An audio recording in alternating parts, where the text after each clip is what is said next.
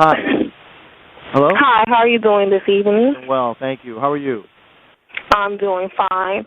I wanted to comment on your topic. It was because I was speaking before. It's ironic. I had the exact same topic that I was speaking with our youth in our out-of-school program about yesterday. Great.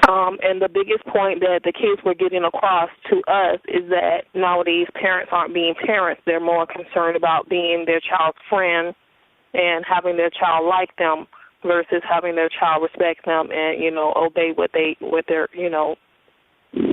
putting towards them.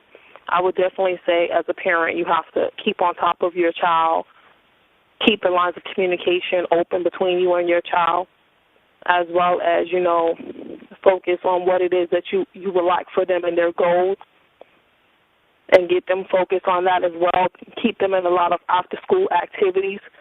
So if they, if it's in a situation where you have to work or you have other things to do, other obligations, they're not at home and they don't have a lot of free time to themselves. So they're not in the house by themselves. If it is a situation where you have them in the house by themselves, definitely have the computers locked. You can, there's software to lock the computers.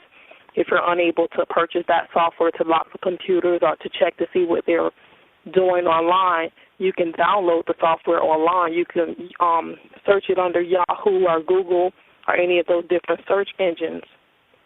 And definitely make sure that, your child is aware of all of the dangers that are out there by them just giving out their name, their nickname, their school, and so forth, so on. Keep all of that information private.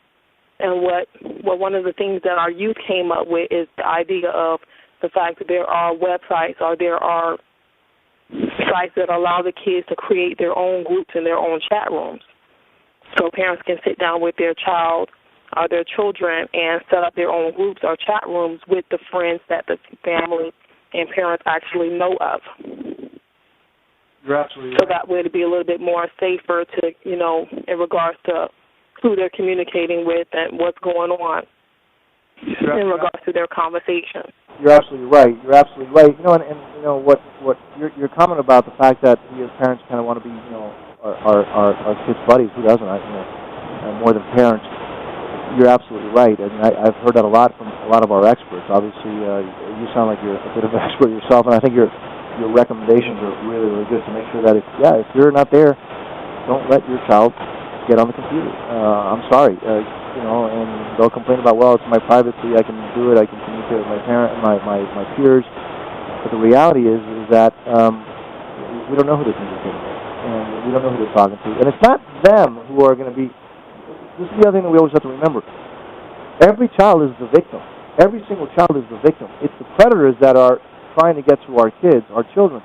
So one of the issues is that whenever one of these things happens, if we're able to see that it's happening, we can never blame our kids for communicating with these people because they're just on the computer. Also, these predators contact them.